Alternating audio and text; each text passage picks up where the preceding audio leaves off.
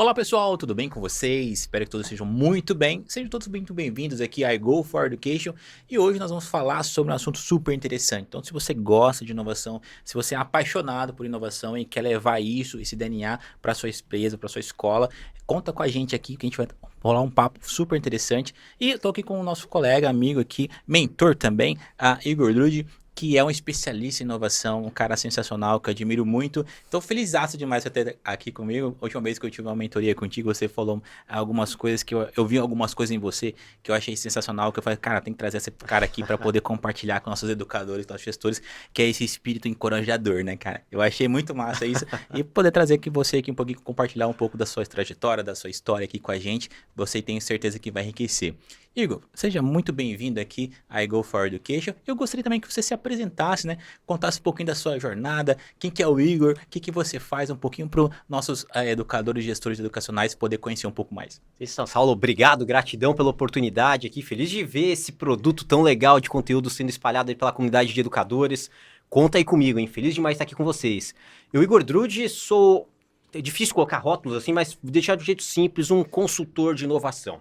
Então, quando empresas têm algum desafio de se posicionar no mercado, de competir de uma forma com maiores vantagens, assim, elas buscam o Igor. Igor, tá difícil vender, tá difícil competir. Como que a gente pode ser diferente, gerando mais valor para o nosso cliente? Ajuda a gente aqui. E aí eu entro nessas organizações, Saulo, para fazer alguns trabalhos, que a gente vai contar um pouquinho aqui no decorrer dessa história, que tem tudo a ver com educação. A última coisa que eu vou falar com aqueles caras ali é de tecnologia, é de IA, de robô, tá? Isso é consequência, mas a gente vai falar muito de desenvolvimento humano, como educar esses profissionais a voltarem a aprender de novo. Nossa, não, inclusive você no começo do nosso papo aqui conversou um pouquinho com a gente, você compartilhou que a inovação é desenvolver pessoas, né, cara? Total. Eu acho que a gente podia começar por aí um pouquinho, mas antes de entrar nesse assunto, eu queria conhecer um pouquinho do Igor, assim, como que foi sua trajetória nesse universo da inovação, né? Como que você chegou nisso, né? Como foi essa trajetória da faculdade, da escola até aqui, como foi esse envolvimento? Foi assim, ó, tem tudo a ver com educação, tá? Começa o Igor com cabelo, lá no jovem, tá? Eu com 14 anos, ali 14, 15, cresci na periferia de São Paulo, então cresci lá, poxa, na periferia de São Paulo, tá? Com todos os riscos e vantagens também de estar numa grande cidade. E naquela época, Saulo, terminando ali a 8ª série, já olhando o primeiro ano do ensino médio, uma madrinha minha olhou assim, putz, essa molecada aí que só ficam jogando Super Nintendo e futebol na rua e bicicleta, isso aí não tem futuro, né? Preciso encaminhar essa turma aqui. E ela me provocou a participar como se fosse um vestibular que tinha na época, para o ensino técnico do Senai, em São Paulo, tá? Sim. E era super competitivo, porque tinham poucas vagas, muita gente, então tinha um vestibular, tinha que fazer prova. Eu falei, cara, eu com 14 anos fazendo vestibular já para isso, era muito legal e tinha um status legal, porque tu ia entrar numa escola técnica que tinha muita ciência, tinha, poxa, muito trabalho em projeto e tudo mais, era um sonho de muita molecada ali dentro. E eu falei, cara, será que eu passo nisso daí? Fui lá fazer a tal da prova, Saulo, bum, passei, por incrível que pareça ali, até me surpreendi, passei numa nota super alta, se não me engano, acho que eu devo ter sido a primeira ali na minha categoria. E entrei lá num técnico de eletrônica industrial, Senai, em São Paulo ali, 14, 15 anos ali. E eu fazia isso em paralelo com o ensino médio. Olha só que curioso. No momento que a minha turma entra, sai uma mudança de legislação lá em São Paulo, quem está nos ouvindo deve lembrar, isso final dos anos 90, começo dos anos 2000, que o Senai não poderia mais ofertar um ensino médio conjunto a um ensino técnico. Não sei por quê. Tá? Coisas da burocracia brasileira ali. E aí, eles não tiveram tempo de mudar a grade também. Então eles falaram o seguinte, gurizada, é o seguinte, vocês vão ter um ensino técnico e um ensino médio durante o dia, só que o ensino médio não tem a validade ali de ensino médio. Vocês vão ter que fazer o ensino médio de novo, de noite. Então, Saulo, eu estudava o dia inteiro. Então, eu tive um ensino técnico, um ensino médio sem diploma e um ensino médio de novo à noite. Então, eu passei os próximos 3 anos de vida ali vivendo na escola. Vivendo na escola. Então, tipo, eu estudei, foram 3 anos super intensos de manhã, tarde, noite, vivendo escola pública de periferia de São Paulo à noite e ensino técnico ali, de educação técnica do Senai durante manhã e tarde ali. Isso nos próximos 2 anos. E aí, onde começa a grande virada de chave? De justamente que eu começar a ver uma perspectiva de aprender para projetar e projetar para aprender, que isso foi vital na minha carreira. É o meu estilo de vida até hoje, então é isso que eu levo, tá? Poxa, a gente aprende quando a gente projeta, ou seja, a gente tem um problema, tem um desafio. Para isso eu preciso construir um projeto do problema para a solução. E muitas vezes essa situação é um problema ainda porque eu não aprendi uma forma de resolvê-lo, senão eu já tinha resolvido. Isso aí virou minha chave, isso dentro do ambiente técnico, dentro da indústria, era muito claro.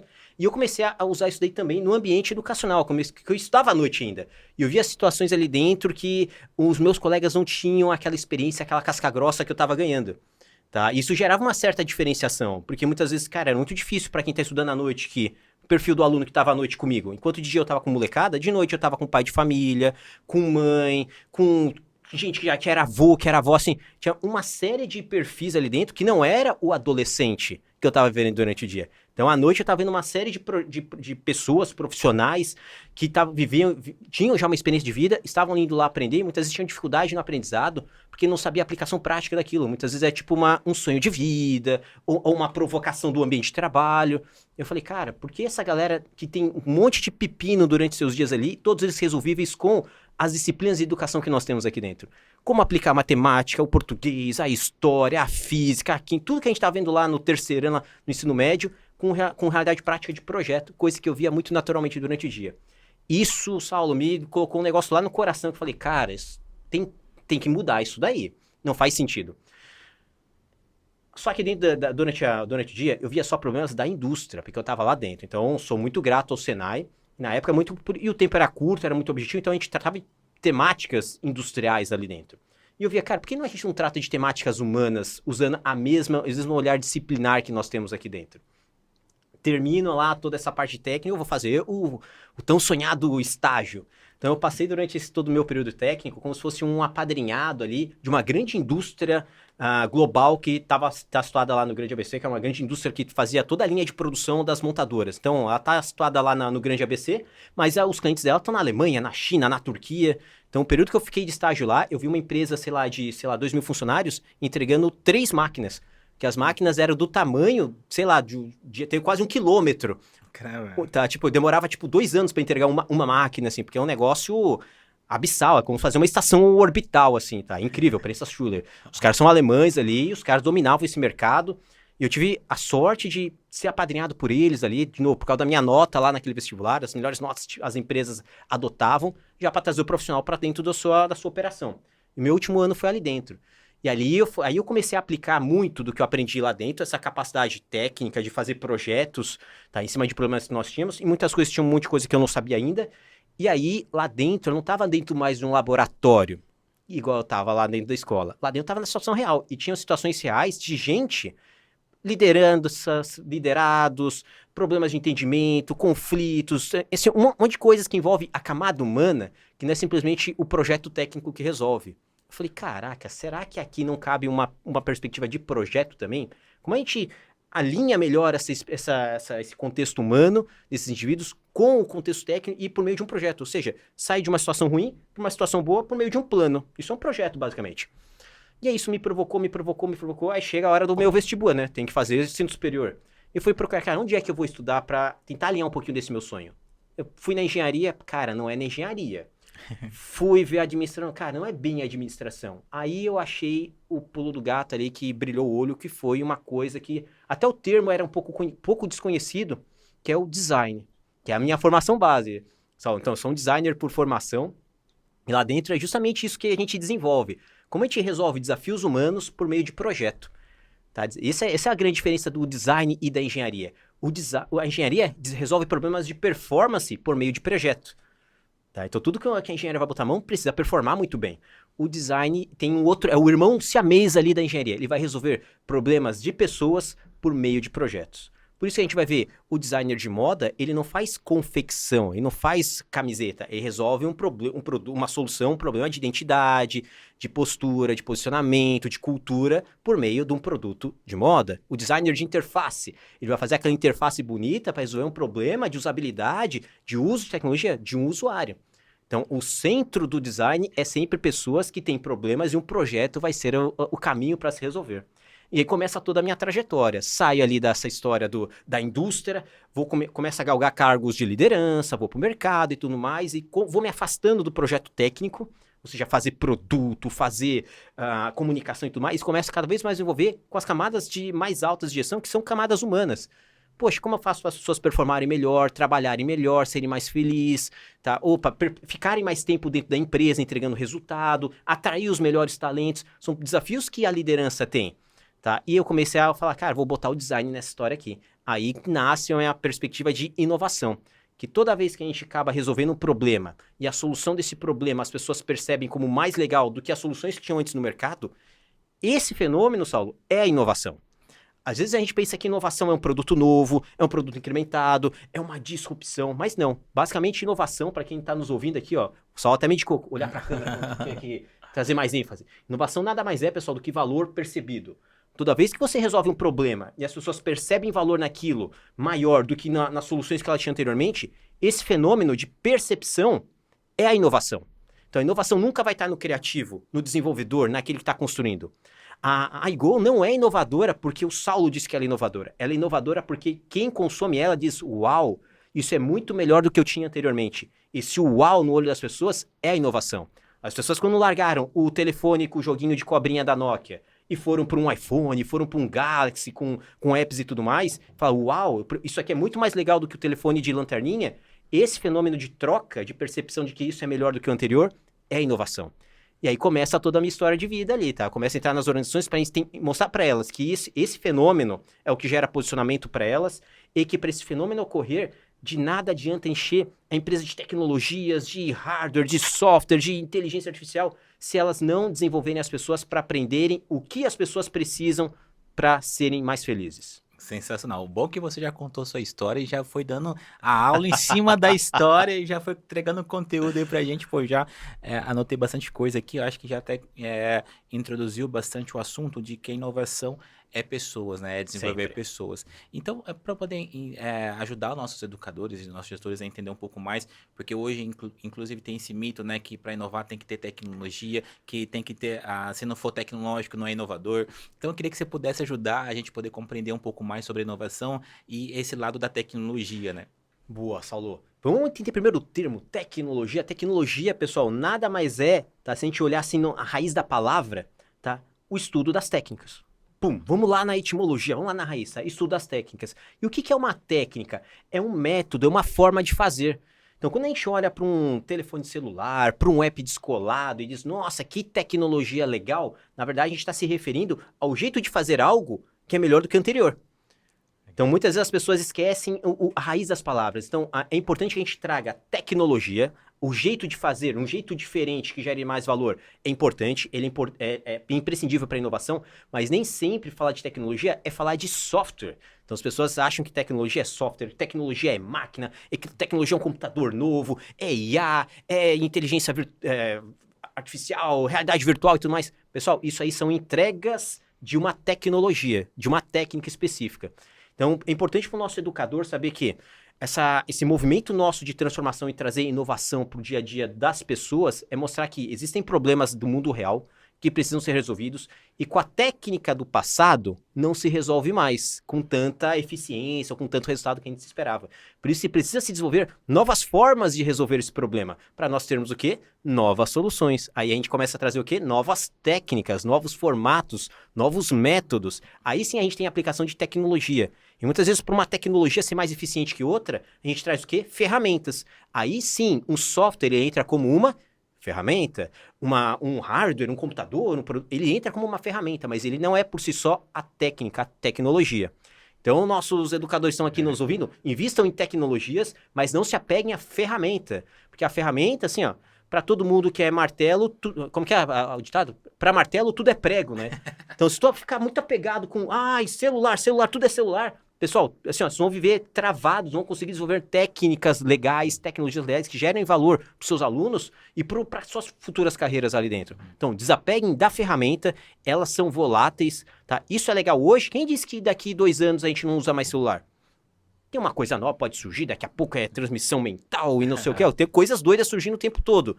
Pessoal, não se apeguem, porque isso aqui é volátil, mas a técnica, o formato, entender a andragogia, entender a pedagogia, entender como a inovação tem técnicas e abordagens metódicas que são incríveis para os educadores. Pessoal, isso é mudança de vida, Saulo. Sensacional. Inclusive, tem um exemplo que eu sempre dou para os nossos gestores e educadores, queria que você complementasse, que eu falo assim que um centro de inovação, por exemplo, a CAT, Sebrae, a Fundação CERT, entre outros aí, empresas inovadoras, vamos dizer assim, eu falo que se fechasse esses prédios, né, mesmo assim a inovação continuaria, porque a inovação não estaria nas tecnologias desse prédio, mas estaria nas pessoas e nos processos, né? Exato. Então, como que a inovação se desenvolve ali com os processos e com as pessoas?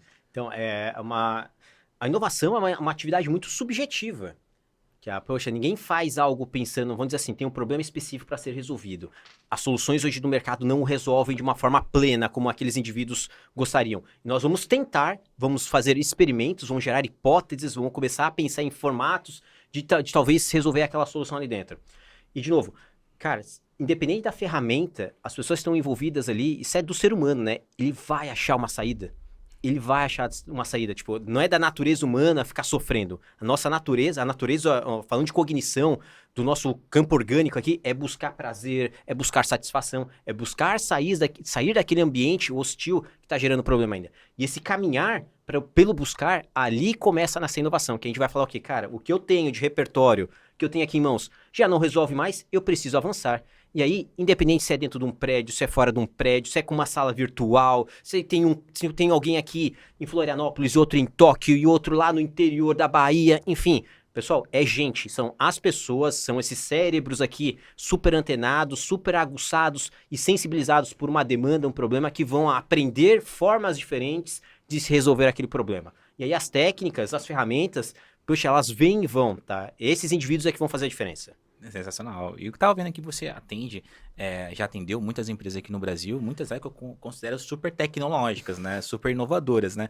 Então, eu queria que você explicasse por que que uma empresa que já é considerada inovadora, tecnológica, contrata ainda uma consultoria, contrata um especialista em inovação para poder ajudar ela, né? Eu queria que você contasse um pouquinho sobre isso pra gente. Muito bom, muito bom.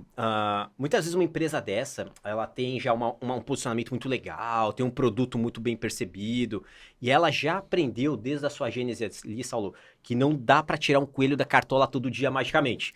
Cara, vamos acordar hoje de manhã, a gente vai lançar um novo Facebook, a gente vai lançar um novo iPhone. Tá? Ela sabe, tem clareza disso, que isso é um processo experimental, tá? E de muita tentativa e erro. Ou seja, ela precisa desenvolver nas pessoas uma capacidade de aprender rápido o que funciona, o que não funciona, o que as pessoas gostam, o que as pessoas não gostam, a partir justamente de evidências do mundo real. Ou seja, é muito parecido com a abordagem científica que nós temos na academia, tá? Que é justamente que a partir de evidências fazer testes, experimentos para ver o que faz sentido e o que não faz. O que muda ou não muda em algum resultado que nós tenhamos aqui dentro. E trazer isso para dentro do seu dia a dia. Só que, aí está o ponto X da questão. Muitas vezes o ambiente organizacional, ele é focado em trazer eficiência operacional. Ou seja, cara, a gente tem o mínimo de desperdícios e o máximo de resultado. E num ambiente desse, tá, que tem esse tipo de pegada, que é normal. Uma escola é assim, uma indústria é assim, um ambiente desse é assim, a gente tem que otimizar os recursos ali dentro. Em geral, quando a gente está pensando nessa otimização, a gente tende a ser menos aberto ao risco de experimentar, de tentar, de questionar o inquestionável. A gente vai tentar sempre o quê? Replicar o padrão, replicar o processo, replicar o que o passado já nos disse que é legal. E muitas vezes o mundo dá algumas voltas e aquilo que foi legal ontem, talvez não seja tão legal hoje e seja horrível amanhã. E aí começa o grande desafio. Como que as empresas precisam equilibrar eficiência operacional com essa capacidade experimental de descobrir esse novo futuro desejável que ela não conseguiu construir ainda? Aí entra a inovação. Muitas vezes essas empresas estão lá, estão operacionalmente eficientes em inovações que elas construíram no passado. E aí, por causa dessa cultura de eficiência, muitas vezes elas perderam o quê? Aquela musculatura experimental de fazer o novo. E aí precisam trazer, muitas vezes, um agente externo para começar a contaminar o ambiente de novo. Igor, onde é que a gente está pecando? Não é para que a empresa deixe de ser eficiente, é porque ela traga novamente aquela raiz, aquela natureza criativa, aquela natureza experimental, muitas vezes aquela criança interior que os profissionais já perderam porque estão simplesmente seguindo o protocolo. Precisam se arriscar mais, precisam aprender mais, precisam exercitar essa capacidade de ver problemas e criativamente pensar em soluções. E aí, de novo, essa jornada do problema para uma solução, que não é uma solução óbvia, porque ela não existe ainda, e o problema é muito provocador, essa jornada é muito mais uma jornada de aprendizado do que uma jornada de construção. Não, perfeito. E eu acho que você trouxe muito bem, né? Que as empresas querem se desenvolver cada dia mais, né? Ou seja, estão buscando, tem uma briga muito forte com a concorrência hoje também, né? E que somente a tecnologia, pela tecnologia, não vai gerar uma competitividade ali para essas grandes empresas, né? Só para vocês ficarem cientes aqui, colegas, o Igor já atendeu aqui Intelbras, Softplan, Petrobras, entre outras grandes empresas, o próprio Sebrae, entre outras próprias empresas aqui que nós estamos falando, né? Então, essas grandes empresas que já têm bastante tecnologia, vamos dizer, tem um histórico muito grande de inovação também, mesmo assim ainda se preocupam ainda em criar esse diferencial competitivo para não ficar se apegado ali à sua história passada. E a gente analisa as escolas, né? A gente percebe que a escola, ela evoluiu pouco durante o tempo, né? Eu acho que foi uma das instituições que evoluiu menos durante esse tempo, enquanto as outras instituições evoluíram mais, né? Então, como você falou, como que faz para desapegar desse passado que sempre funcionou, né? Poxa, aí pro diretor da escola, a escola falando, isso aqui sempre funcionou, tá Sempre foi assim. funcionando, tô ganhando aluno, né? Sempre foi assim, né? Não tem necessidade de mexer. E como que você vê? Assim, tipo, tá ganhando, se mexe, a cultura se mexe, se muda. Se mexe, se muda, e muitas vezes a gente começa a fazer de um jeito triste, né? Pela dor. Tá? A gente começa a sentir que precisa mudar porque as coisas não estão tão legais. A gente está se incomodando com isso. E aí a escola é imprescindível porque, Saulo, porque ela está desenvolvendo os talentos, que é esse mercado novo, que não quer mais tanto operários, tá? Caras que simplesmente seguem protocolos, seguem padrões, precisa cada vez mais de pessoas criativas, pessoas que têm capacidade crítica e analítica e de resolver problemas por meio de projetos. Por quê? Porque tudo aquilo que é operacional, repetitivo e segmentado, um algoritmo vai acabar substituindo. Fato, pessoal. Então, o que está vindo essa onda de tecnologias, de inteligência artificial, de automações, independente da área? Seja você um advogado, um arquiteto, um engenheiro, você está no canteiro de obra, tá no balcão ali na frente no supermercado. Boa parte do trabalho repetitivo dos seres humanos vai ser substituído por algoritmos. Fato, pessoal. Assim, ó. Não vou nem discutir isso é fato. Isso aqui começou lá nos anos 80 e ganhou uma velocidade brutal nos últimos 10 anos. E vai ganhar, o que cresceu em 10 anos, a gente vai crescer nos próximos 2 agora, em velocidade. Então, o crescimento exponencial dessas automações em todo o campo de trabalho. O que sobra para o ser humano? Ficar vendo Netflix? Não, né? Essa galera, pessoal, vai estar com mais tempo e mais talento disponível para justamente o quê? Pensar em resolver problemas que não foram resolvidos. Que a máquina, que a IA não vai fazer por nós. Só que essa galera não pode se deparar do nada, saiu da escola, onde eu trabalhei de uma forma repetitiva, segmentada, linear ali, e de repente vou para o mercado do trabalho, não é mais isso que eles querem. Eles querem que eu seja criativo, eles querem que eu resolva problemas, eles querem que eu aprenda. Mas eu não fui desenvolvido para aprender, eu fui desenvolvido para decorar, para seguir a linha, para seguir o protocolo. Aí a provocação para o nosso sistema de educação. É olhar cada vez mais essa jornada do nosso aluno dentro desse ambiente, desse grande laboratório, como uma jornada de desenvolvimento humano, não simplesmente uma jornada de absorção de conhecimento. Porque ele vai ter acesso a conhecimento fácil, ele vai no YouTube, vai no TikTok, vai achar coisa boa e vai achar coisa ruim, vai achar também. Mas dentro dessa jornada que a gente está formando caráter, está formando competências, está formando valores do indivíduo, formar valores para o indivíduo que vai ser altamente competitivo e diferenciado quando ele for para o mercado. E muitas vezes ele vai ser aquele indivíduo que vai criar um novo mercado. Vai construir novos empreendimentos, novos formatos de trabalho, novas modalidades de atuação, que muitas vezes até a indústria tradicional, essas marcas bonitonas que tu disse ali, não vão ser elas que vão construir. E elas estão de olho justamente nesses novos empreendedores, nessas novas competências, talentos que estão vindo dessa esteira educacional. E aí lá dentro o grande desafio será que o nosso ambiente educacional está antenado nessas mudanças aceleradas que estão acontecendo? Porque ele vai ser muito pressionado a entregar cada vez melhores talentos para o mundo. Não é nem para o mercado, é talentos para o mundo. Total, total. Inclusive, né, a gente vê que essa é uma deficiência geral na parte de instituições de ensino, né? Esses dias eu estava conversando com uma colaboradora nossa, ela é engenheira agrônoma, ela estava entregando o TCC dela e ela compartilhou que ela está agora trabalhando numa startup, está trabalhando no centro de inovação, que está levando a tecnologia do agronegócio para as escolas, um formato mais inovador. E a professora dela falou assim, poxa, eu nunca tinha pensado em levar alunos do agronegócio para uma startup de agronegócio, ou para uma startup de educação, para algo de inovador, né? Ou seja, ainda quebrar esse paradigma mesmo de que um engenheiro agrônomo vai trabalhar na fazenda. Talvez não, talvez vai trabalhar numa empresa de educação, trabalhar numa empresa de inovação. Vai para o mercado financeiro, ele vai construir uma solução alimentar, e ele vai para o varejo, ele vai colocar um avental ali. Pessoal, Isso aí é bem característico do nosso modelo que desenvolveu os talentos, até o modelo educacional e o modelo de desenvolvimento de talentos pensado em carreiras Y. Carreira Y é aquela carreira que você, assim está se desenvolvendo, vai ter que fazer uma escolha. Ou eu vou para uma área super técnica, um super especialista técnico, tá? Ou eu vou liderar outros especialistas técnicos. Tá, que é isso, eu sou engenheiro agrônomo, tá? Ou eu vou ser um engenheiro agrônomo com o pé no barro ali, bota, vou estar lá mexendo com os bichinhos, vou estar lá na fazenda, ou eu vou ser um líder de uma empresa que tem essa expertise técnica ali dentro. Foi-se, Saulo, tá? Foi-se. Tá, assim, ó, poxa, até nem é anseio. Porque essa turma, assim que eles nem se formaram direito, eles já estão tendo acesso a experimentos, a conhecimentos, a um network mais avançado que vai mostrar para eles que tem oportunidades deles aplicarem os seus sonhos, os seus conhecimentos, as suas técnicas em outros campos. E é o que a gente chama aí de carreira W. Porque as carreiras vão fazendo um zigue-zague como se fosse um W. Ele pode estar nesse momento com uma carreira técnica, depois ele pode experimentar uma carreira de liderança, depois ele pode ir para outra área e voltar a ser um técnico naquela outra área, tá? E volta para liderar um outro setor e ainda vai fluindo. E, de novo, ele vai prosperar, vai se desenvolver, vai entregar muito valor para a sociedade e vai ter um alto nível de satisfação que não seja no modelo tão tradicional, tão conservador como a gente via. E isso tem muito a ver também com um paradigma de abundância e escassez que nós vivíamos e vivemos. Porque muitas vezes a gente buscava essas carreiras mais certeiras e se aprofundava, se agarrava na cadeira, no crachá, e aqui que eu fico, aqui eu não saio. Porque tinha poucas vagas, tinham assim, poucas oportunidades de se desenvolver carreiras e se crescer. Tá? E esse ambiente de escassez fazia que com as pessoas mitigassem risco, ou seja, pessoal, não arrisca muito, hein? Cara, tu não sai fora da linha, hein? Tu é engenheiro, cara, tu vai pra fazenda, tu é advogado, tu vai pro escritório, tu é administrador, tu vai virar gerente de loja, assim, ó. Não tem, assim, ó, não arrisquem, porque tem pouca vaga, pouca oportunidade, tem pouco dinheiro, pouco talento, tá? Tem pouca oportunidade até de estudar. Você que estudou, cara, não desperdiça isso. Vai viver aquela carreira.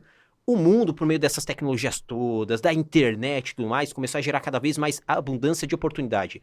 Tem mais oportunidade para estudar, mais oportunidade para trabalhar, mais oportunidade para ganhar dinheiro, mais oportunidade para fazer conexões, enfim. Esse ambiente mais abundante permite com que as pessoas arrisquem mais.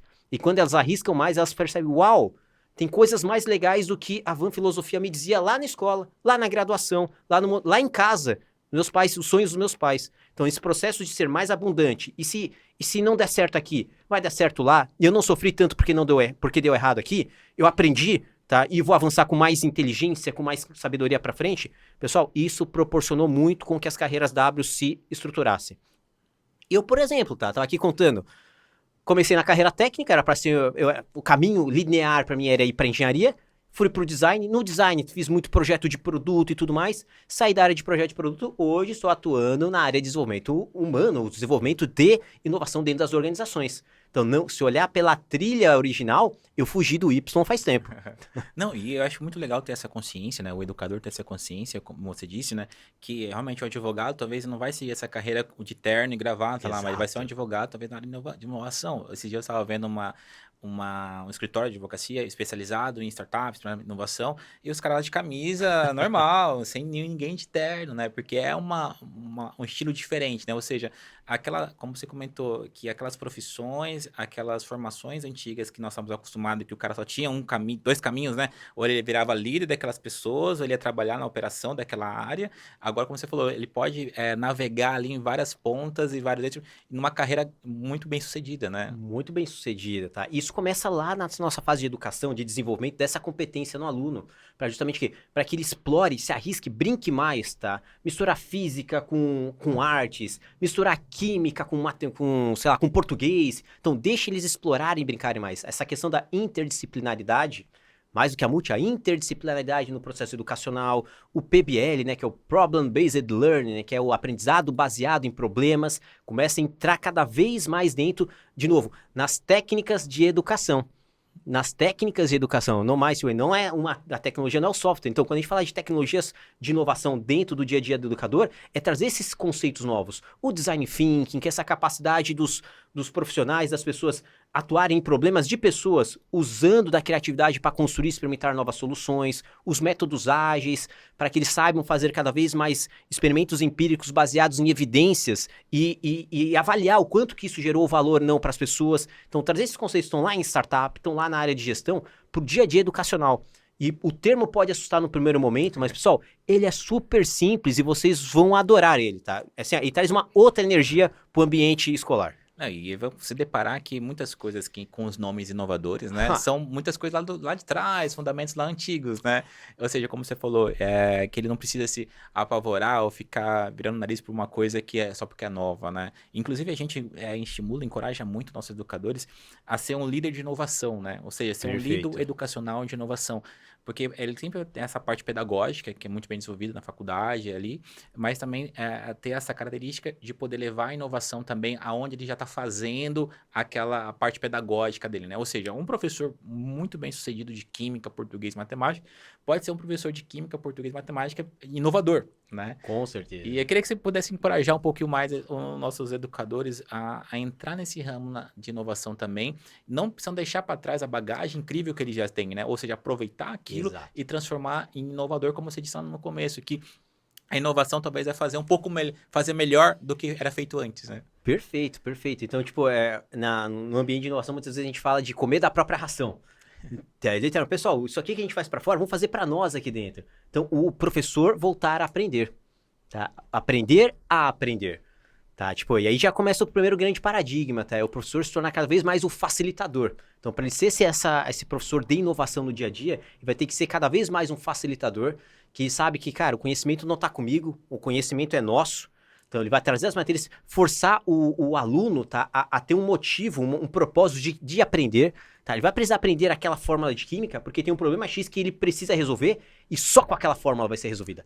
E deixa ele bater cabeça, tá? Tem um conceito muito legal de inovação que a gente chama de falha produtiva. Muitas vezes, para a gente construir a inovação, é preciso que os indivíduos que estão envolvidos nesse processo aprendam coisas que eles não aprenderam antes. E ele só vai aprender se ele falhar. E aí vira um grande conceito, porque muitas vezes dentro da academia, dentro da graduação, da educação, o bonito é tirar 10. E dentro da inovação, pessoal, o bonito é tirar 6. Por quê? Porque quem tira 6 dessa jornada, ele errou pra caramba e ele vai aprender muito com os erros. Aí que tá, a gente não aprende com os acertos, aprende com os erros. O nome desse princípio é falha produtiva. Então, se eu tô acertando tudo, quer dizer que eu tô replicando o passado, eu tô fazendo mais do mesmo. Tá? Eu estou replicando coisas do passado que talvez não gerem mais demanda para o futuro. Então, fazer os indivíduos se encontrarem com problemas complexos, eles tentarem e errarem, e muitas vezes o professor força eles a errarem de propósito. Esse princípio é o da falha produtiva. Em cima dos 6, dos 7 que eles tiram, a gente reflete o que faltou pro 10. Tá? Muda a lógica. Cara, não precisa ninguém decorar nada. Façam eles falharem. Tá? A dor da falha, da frustração ali dentro gera uma energia para aqueles, cara, o que faltou pra gente fazer? Tira 6, tira 7, tira 8, tira 9. E aí a prova final, assim, aquilo vai ser um 10. Nós fazemos os exercícios para que eles realmente tenham essa escala evolutiva e percebam o propósito. Cara, para que eu vou usar essa equação? Para que eu vou entender essa construção de texto? Por que eu vou construir aqui esse entendimento da história da arte? Forçar eles a terem a falha produtiva é muito legal. Joga a discussão, aquela competição sadia. Então são princípios que a gente tem lá dentro do ambiente de inovação e a gente joga para dentro da área de educação. E aí, o professor fazendo isso, ele por si só já é um agente de inovação. Ele está quebrando já os protocolos tradicionais, aquela formalidade do grande mestre, vem da escola grega e tudo mais ali, eu falo, vocês me escutam e tudo mais, e começa a trazer esses princípios de facilitação. Ou seja, oportunize o acesso ao conhecimento e deixem eles bater um pouco a cabeça ali dentro. Esse processo de exploração, de descoberta, de satisfação, quando a gente olha a pirâmide de Maslow, que fala das prioridades de necessidades humanas, o topo dela, pessoal, é a autorrealização. E a autorrealização não vem quando alguém me manda fazer ou me manda decorar. Vem quando eu descubro, eu falo, cara, como eu sou bom. Sim. Como eu sou bom que eu consegui fazer isso aqui pelas minhas próprias pernas, pela minha própria descoberta. O professor foi um recurso. O livro foi um recurso. O software foi um recurso. Mas eu consegui avançar. E esse cara que sai com esse tipo de competência e vai para o mercado, vai para a sociedade, é uma pessoa totalmente diferente. Totalmente diferente. Total. E, inclusive, pensando aqui, né, hoje como a gente comentou, que a educação evolui um pouco nesse sentido, né? É da pegada muito tradicional que funciona, que está funcionando para ele, entre aspas, vamos dizer assim. E também a gente vê que hoje os tipos de alunos que estão na escola hoje são alunos totalmente diferentes daqueles anos atrás, né? Nós fomos lá atrás, né? Eu lembro que antigamente, na minha época ali, a gente tinha aquela prova do mimeógrafo, né? E tudo mais. Era mais tranquilo. A gente chegava em casa, o máximo a gente assistia uma televisão, Dragon Ball Z, alguma coisa Aham. assim, e não tinha. Agora, os nossos filhos lá estão conectados, falando, vendo o YouTube, vendo o TikTok, vendo outras coisas que são mais rápidas, mais ágeis, Mais numa curtas. mais uma velocidade incrível, né? Ou seja, a educação funcionou pra gente, vamos dizer assim, né? Na medida do possível. Mas hoje nós temos um outro tipo de aluno que ele é talvez depressivo, ansioso, estressado, dependendo do seu ambiente, que tem outros desafios, né? E que a gente não pode resolver um problema com uma solução antiga, né? Perfeito, perfeito. Olha o caos aqui, Saulo. Eu dei bastante aula na graduação. Hoje eu dou bastante aula em MBA e tudo mais, mas dei um tempo aula de graduação para engenharia, design, administração. Em 2018, 2019, foi meu último ano que eu falei, cara, até eu vou ter que dar uma reciclada no meu jeito de estar com essa molecada, que não é esse jeito formal, tradicional. Foi o primeiro ano que eu vi que a maioria dos alunos não tinha nascido nos anos 90. Todos tinham nascido depois de 2000 e já estavam na graduação. 2018, que é 5 anos atrás. Tá? 2018. Eu fico pensando o de educação básica, o de educação média. Cara, a maioria dos alunos deles nasceram depois de 2010. Cara, 2010, cara, o iPhone já tava no iPhone 3. Tá? Tipo, eles não sabem, se a gente falar de Nokia, eles não sabem o que é a Nokia. Tá? Que foi uma tipo, Motorola. Eles não sabem o que foi isso aí. Eles já nasceram com Wi-Fi, com alta velocidade, com apps, com games e tudo mais. Isso molda a cognição deles. Tá? A cognição deles é diferente da nossa. A gente passou essa fase exploratória, a gente é testemunha da história. Eles não, eles estão chegando com a história pronta. Tá? As grandes revoluções que eles vão ver, tá? Talvez algumas coisas que de IA e automação que vão vir nos próximos anos. Mas não viram toda essa transformação. A gente é de uma geração que viu coisas, um mimeógrafo, o cheiro do álcool, vimos a chegada da internet de escada, o disquete e tudo mais, o Word. Eles estão numa outra pegada. E eles vão chegar na escola e a escola parece mais um museu. Tá? Então esse é o grande desafio. Como que a gente adequa esses indivíduos que já têm uma cognição diferente? Tem alguns pesquisadores que já disseram que, que essa diferença de cognição, por causa do uso dessas telas muito cedo, né? Tá? Desenvolve outras aptidões e subdesenvolve outras. Como a gente consegue compensar ou aproveitar disso dentro do ambiente educacional? Total. Eu acho, aí cabe a inovação, né? Aí Exato. cabe e o professor é uma ferramenta importantíssima nisso para realmente entender e equalizar isso, né? Porque o aluno já está lá na casa dele viciado naquilo, né? E chega na escola, a escola talvez oferece ou não tecnologia para poder usar, para utilizar, e tem esse desafio, mas eu acho que esse desafio é bom, né? Porque eu falo assim, Ótimo. todo problema ele tá passível ali de uma inovação, né? Então eu acho que não tem uma receita mágica ali que vai resolver esse problema, mas eu acho que podemos melhorar, evoluir a educação aí rapidamente com esses professores sendo mais inovadores, né? Utilizando a bagagem lá de trás deles, que já é incrível, e utilizando essas ferramentas e utilizando esses métodos mais ágeis, métodos que vão envolver, que vão buscar a falha do aluno, buscar uma aprendizagem através de um problema para buscar uma solução e poder conectar tudo isso. E aí eu acho que vai dar uma inovação boa aí para poder a educação evoluir, né? E eu acho que a gente tem todos os ingredientes aí na mesa aí, Saulo, para fazer assim uma grande evolução do ambiente educacional. Ah, Igor, o MEC me proíbe. Ah, Igor, porque a legislação... Turma, vocês estão ouvindo a gente, tá? Vocês sabem que isso aí é bengala. Tem as limitações e tudo mais, mas vocês têm margem de manobra suficiente para fazer coisas ali entre professores, dentro do ambiente escolar. Vocês têm isso daí, tá? Cumpre-se ainda essas normativas todas, mas tem muita margem de manobra legal. E aí tá o potencial criativo, que os professores são altamente criativos. A gente vê coisas deles ali que fala, os caras tiram... Cara, leite de pedra, os caras são incríveis ali dentro, tá? Assim, são muito criativos, porque eles vivem em escassez. Vivem lá, cara, não tem um recurso infinito. A gente tem que fazer acontecer. Da mesma forma que eles começarem a entender que, dentro dessa escassez que provoca a criatividade deles, eles têm ali chegando um profissional, um aluno, uma pessoa, um ser humano diferente. Tá? Que ele tem alguns princípios diferentes. Entender desses princípios. São pessoas que têm um gatilho de recompensa a curto prazo. A gente tinha um gatilho de recompensa a longo prazo. A gente esperava o final do ano para ver se tu passou ou não. É verdade. Tá? A gente até setembro, até o cara meio largadão assim, até setembro ele conseguia recuperar. Ele só largava nas cordas quando chegava assim, em novembro, assim, cara, não, perdeu, aí reprovou. Mas a gente é a longo prazo, eles não. Pessoal, se a gente não conseguir construir com ele uma jornada, tá? Onde as recompensas são de curto prazo, como ele é dentro de uma rede social, como ele é num game, se a gente não conseguir fazer com que isso seja altamente colaborativo, inspirador, também a gente vai perder. São princípios que estão moldando a cognição deles. Então, se o professor entender desses princípios cognitivos, estão formando o comportamento dessa geração nova e trazer isso como uma abordagem para os seus métodos, para suas práticas, por si só, muita inovação já nasce ali, Saulo. Muita inovação, Saulo. Sensacional. Eu tenho uma pergunta que eu tento responder ela para os nossos gestores, educadores, mas eu queria ouvir a sua resposta sobre isso. Que é a seguinte pergunta. Assim, olha, aqui na escola eu comprei quadro digital, comprei equipamento de tecnologia, comprei várias coisas pedagógicas incríveis, bibliotecas digitais e tudo mais. Por que que o educador ele não utiliza isso como gostaria, como se é esperado, né? Por que que essa tecnologia não funciona como a escola gostaria que funcionasse, né? Eu queria ouvir a sua opinião sobre isso, querido. Boa, tá. Eu acho que é clareza de propósito. Para que serve? Tá, assim, ó. Eu tinha lá o quadro de giz, tá? Vou voltar bem no tempo, giz ainda, tá? Tem um quadro de giz, tá? E tem um propósito muito claro ali para mim, tá? Eu a fazer meus raciocínios ali dentro junto dos alunos, eles são um grande painel de discussão nosso. Tá legal. Aí me introduzem um digital. Igor, o propósito é o mesmo? Talvez não. Talvez não. Tá, qual que é o propósito de um painel digital? Tá, poxa, a gente tá falando do ambiente conectado, que se pluga com outros ambientes, ele resgata informação de outros lugares e tudo mais.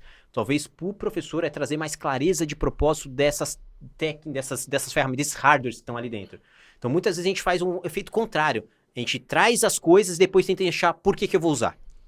Não é nem o pra quê, é o porquê. Então, pessoal, não foquem no pra quê. Ah, é para dar aula, é para escrever, é para expor. Não, pessoal, é o porquê. Por que que eu, professor, vou utilizar determinada ferramenta? E isso vai se aplicar para o aluno também. Muitas vezes o aluno vai se apropriar ou não de determinada tecnologia sem entender o porquê que ela é relevante para ele. Se ele não entender o porquê aquilo é importante para a educação dele, para o desenvolvimento dele, ou até apenas para o prazer dele, cara, é mais legal fazer aqui do que fazer ali. Se ele não entender o porquê disso, perdeu. Tá, perdeu. Então a gente foca muitas vezes nas coisas que são tangíveis, são perceptíveis, o olho pega, que é o produto e tudo mais. Pessoal, invertam. Tentem forçar é uma palavra forçada, mas tentem estimular o entendimento de propósito. Pessoal, isso serve para isso gera mais valor para vocês. E se mesmo assim as pessoas não utilizarem, é porque não gera valor para elas. Não se apeguem, pessoal, não se apeguem com 1000 tecnologias, tá? Façam com que as pessoas entendam o propósito, o porquê que aquilo é. Isso vale muitas vezes uma discussão até para gestão escolar. Por que que eu estou adquirindo? Tá, muitas vezes, e de novo, não é um porquê dentro de uma perspectiva de gestão. Ah, vai melhorar meus indicadores, vou ficar bem na fita com fulano e beltrano. Tá. Não, pessoal, desce, tá? O porquê para quem vai consumir, o porquê do usuário. E aí volta a inovação, que é justamente construir soluções centradas em quem? No usuário. Que seria, no caso, o aluno. O aluno, tá, cara? Por que que isso é importante para ele? Por que isso é relevante dentro dos seus objetivos muito pessoais? Tá. Total. E eu acho também que, se puder confirmar, é um problema também de grandes empresas também, né? Que muitas vezes adotam tecnologia, não são utilizadas pelos funcionários ali. E tem isso mesmo nas grandes empresas, tem essa dificuldade também, que não é vamos dizer assim, não é um privilégio, talvez, das escolas. Isso. Nada. É bem comum tu chegar em linha de produção assim, Saulo, tá? Grandes empresas high-techs e tudo mais, tá? E tem lá um instrumento pneumático e com computação, com não sei o quê, com dados, e o cara tá usando uma chave de boca pra apertar o parafuso ainda. Cara, por que tu tá usando? Cara, porque é mais prático pra mim. Ponto, tá ali, tá? Tipo, é justamente, sem entrar nele ali, tá? Como a gente, então, legal, propósito, como a gente torna essa solução tecnológica mais prática para esse usuário daqui? Ah, mas isso aqui diminui a performance dele. Mas, pessoal, foca nele, tá? Esse é o objetivo maior de gestão. Se usar a super máquina high-tech ali, aumenta a produtividade. Mas lá na ponta, o cara que tá usando, ele sabe que ele é mais produtivo fazendo o quê? Com a chave de boca ainda. Então, é esse processo de evangelizar, esse processo de educar, de desenvolver, né? Desenvolver, trazer senso de propósito. E senso de propósito também é um papel da educação. Para que eu vou usar a fórmula de Bhaskara? Para que eu preciso entender da mitocôndria? Cara, senso de propósito. Então, esse é um grande papel do professor, construir as boas narrativas, contextualizar bem isso daí, dentro de coisas que ele fala, entendi. Olha, eu acho que é uma dica super interessante, né? Porque o professor, o educador ali, poder trazer senso de propósito sobre aquilo que está ensinando, Exato, né? tá? Eu acho que até isso teria até princípio, primeiro, assim, nesse modelo de educação que tem as séries e tudo mais, os semestres e tudo mais, tá? Comece sim, pessoal, trazendo um senso de propósito. E as pessoas falaram, uau, quero mais isso, tá? É como se fosse uma série do Netflix. O primeiro episódio é para dar senso de propósito, para justamente o quê? Enganchar os demais ali, as pessoas se manterem engajadas. Porque antigamente o propósito nosso era tirar a nota, né? Para não Passar de reprovar. ano, nossa, mostrar o boletim. O propósito era ganhar presente no Natal ali, porque o boletim tava É bonito. verdade. E isso não funciona mais, né? Nossa. Hoje isso já não funciona mais. Sensacional. Igor, pra gente poder evoluir aqui, meu querido, é sensacional as ideias, os conteúdos que você trouxe pra gente, nesse sentido sobre inovação, sobre pessoas, né? Sobre provocação, sobre ferramentas para os educadores, né? E eu queria também desmistificar um pouquinho sobre a inovação, sobre que a inovação não é somente uma coisa, né? Existem vários tipos de inovações, né? Sim. Se a gente pudesse discutir um pouquinho sobre os tipos de inovações, para os nossos educadores, gestores poder conhecer um pouco mais, que não existe só uma inovação, existe vários tipos de inovação, né? Perfeito. Ó, como a gente trocou um pouquinho antes aqui nessa aula, inovação é valor percebido. Então, essa inovação ela pode ser aplicada nas mais várias áreas, em vários níveis também. Então, a gente pode ter inovação em serviço, ou seja, é algo que eu não vejo, é um serviço prestado, é uma experiência apresentada ali dentro. A experiência, o serviço, pode ser inovador. Então, tu pode aprimorar e gerar mais valor percebido naquela experiência que ele vai ter contigo, sem precisar de um hardware, sem precisar de um produto nada tangível, nada pegável. Aquela experiência contigo pode ser inovadora. Então, a experiência, o serviço pode ser fruto da inovação. Pode ter a inovação no próprio produto em si, tá? Em alguma coisa perceptível que na ponta ali alguém vai utilizar aquilo ali e vai consumir. A gente pode ter inovação também no que a gente chama aqui no modelo de negócio, que são uma inovação no olhar mais sistêmico. Ou seja, como que as pessoas percebem um produto, uma solução, como que elas adquirem, tá? E essa aquisição, ela veio por meio de canais. Quando a gente pensa de uma forma sistêmica, e aí vale para o educador, muitas vezes que está no nível de gestão, de entender o modelo de negócio. Ah, meu modelo de negócio aqui, eu sou escola pública, eu espero vir a receita e tudo mais, pipipi. Pessoal, esse é o modelo de negócio tradicional da escola pública. Vocês podem inovar no modelo de negócio delas também, tá? Com certeza. Tá? Outras fontes de fundo, de financiamento, outras práticas, outros canais, como assim, ó, quando a gente fala do modelo de negócio, mas sou escola pública, eu sou um negócio? Sim, existe um modelo de negócio que impera ali, no qual você está participando, e esse sistema pode ser inovado também. Eu vi muito, escola levanta muito fundo, escolas públicas, né, levantam muito fundo com festa na escola, ou seja, é possível talvez mexer e também criar novas soluções para que traga uma rentabilidade, porque eles usam esse recurso para poder fazer uma reformazinha ali, uma outra coisinha ali, que até esperar o recurso do governo pode demorar muito ali, né, então eles aceleram com isso. E quando você também falou sobre serviço, sobre produto, né, tem uma experiência que eu gosto de contar aqui, quando eu fui assinar o contrato da minha filha na escola, ela está estudando em Cuiabá agora, uma escola assim, tipo, com a mensalidade de uns R$ 1.500, uma escola boa, né? E mandaram para mim e falaram assim, olha, esse aqui é o contrato, você tem que imprimir, assina, manda uma foto de cada uma e envia de novo para mim, né? Eu falei, então, eu tive que receber, imprimir, achar uma impressora, porque tem uma impressora agora em 2023, né? Achar um lugar que imprime para poder baixar e tudo mais.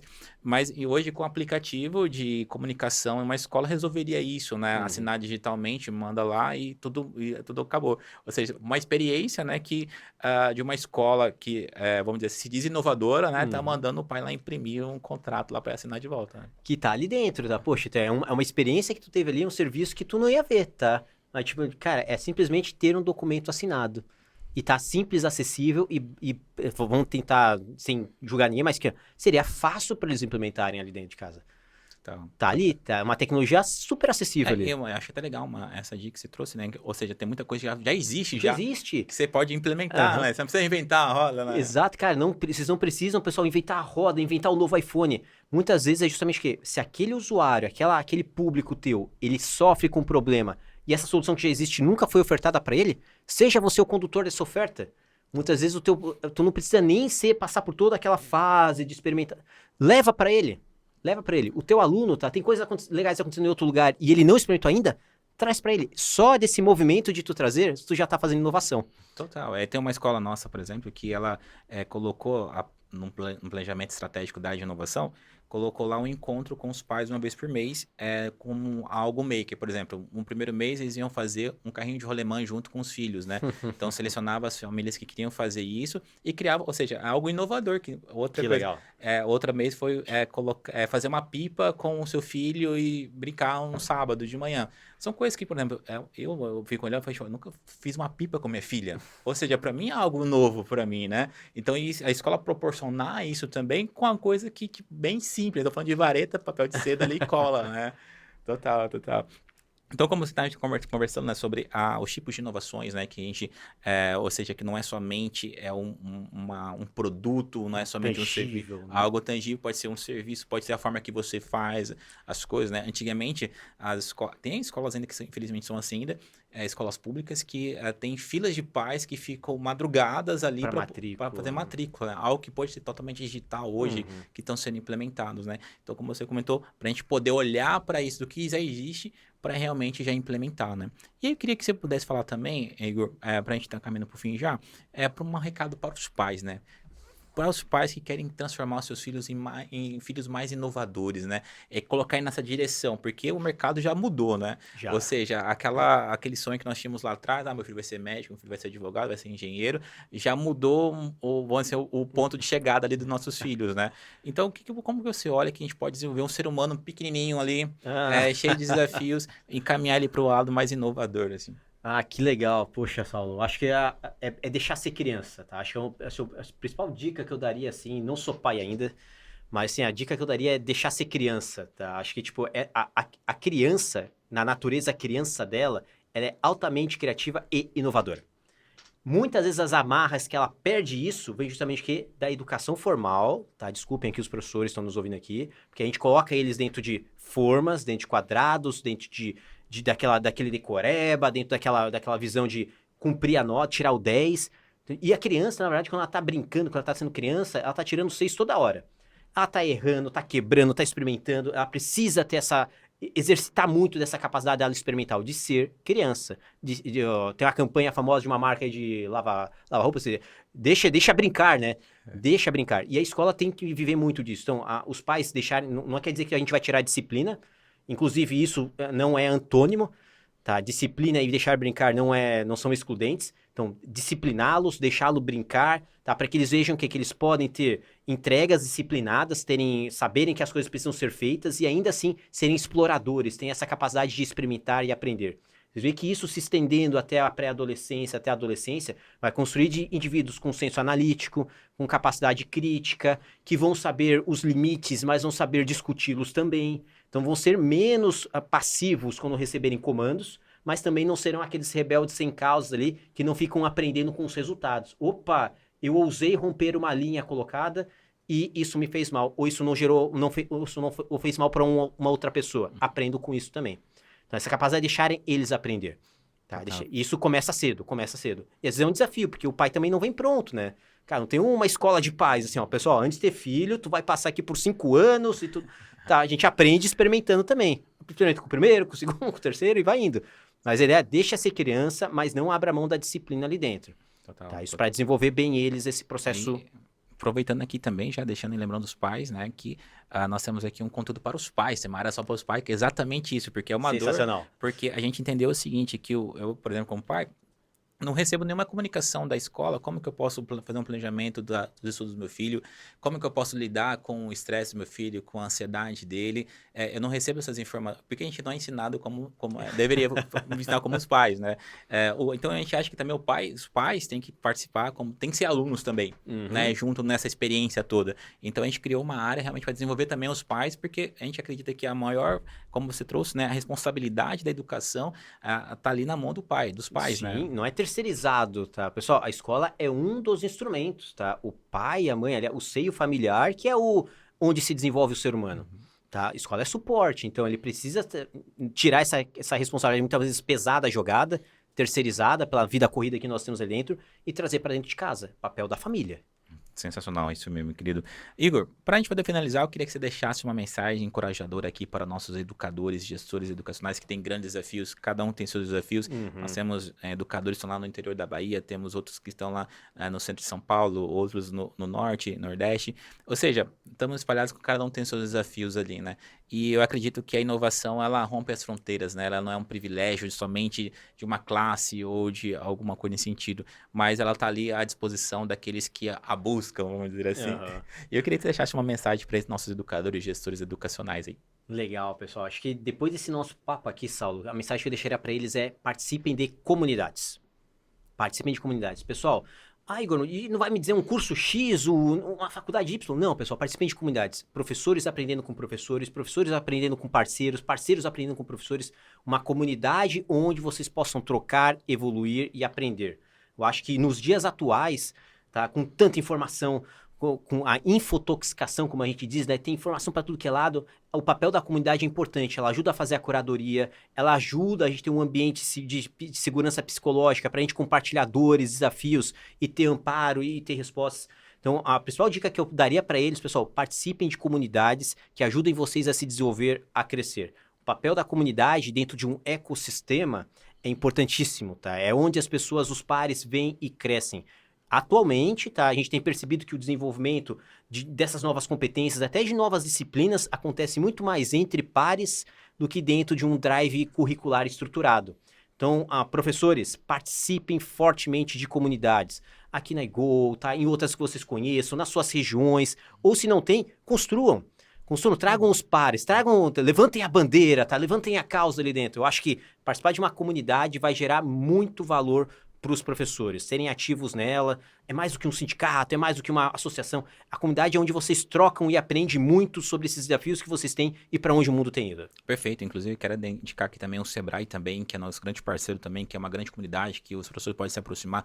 Tem vários eventos de inovação, tem eventos para professores empreendedores, tem também para quem está empreendendo, querendo criar um negócio. Então, como você falou, né, realmente tá numa comunidade, colocar o pezinho ali numa comunidade talvez não pedagógica, vamos dizer assim, Exato. Uma comunidade mais inovadora e de tecnologia. E como você falou, né, a gente está num ambiente que todo mundo está aprendendo, né, então a gente não é dono da verdade. Mas, Igor, brigadão, cara, pela sua participação aqui. Eu acho que é um privilégio muito grande para o nosso educador poder ouvir um pouquinho mais sobre sua mente, sobre a sua visão, sobre inovação, né? Com essa pegada de inovação para as pessoas, né? Segundo as pessoas. Gostei muito quando você disse que uma empresa te procurou, falou assim, pô, estou querendo resolver um problema tal, uma tecnologia, alguma coisa. Você, peraí, vamos falar com as pessoas, vamos através das pessoas, né? Então, eu acho sensacional essa visão de poder fazer a inovação através das pessoas, né? Não através da tecnologia. De fato, eu acho que a gente trouxe um pouco mais de luz sobre isso. E, meu querido, só quero te agradecer, quero deixar uma mensagem final e fica à vontade. Cara, obrigado pela oportunidade. Baita papo, se dá esse corda aqui pra nós. A gente ia fazer uns 5 podcasts seguidos aqui, né? Verdade. Depois nosso time que ia ter que cortar. Mas curti demais, tá? Poxa, super fluido. Conta aí comigo, tá? É um privilégio também para nossa audiência ter esses conteúdos contigo aqui, Saulo, baita host, baita programa. Então, curti demais, tá? Então, pessoal, curtam bem esse material, avancem em outros estudos, aproveitem bem todo esse mundo tão conectado que nós temos à disposição de vocês. Para vocês me encontrarem nas redes, @Igor Drude em qualquer canal, simples, não tenho Júnior ainda, então só vai achar a minha pessoa ali. Curta esse material e estou à disposição, hein? Grande abraço, obrigado. Perfeito, vou colocar então aqui as redes sociais do Igor também, o LinkedIn também, que posta muito conteúdo legal lá, cara, eu recomendo. Conheci o Igor por lá, curtindo o conteúdo, então mais depois tive o prazer de conhecer pessoalmente, foi sensacional. Então, queridos, muito obrigado por ter acompanhado a gente aqui, um forte abraço, até a próxima, tchau. Obrigado, tchau, tchau.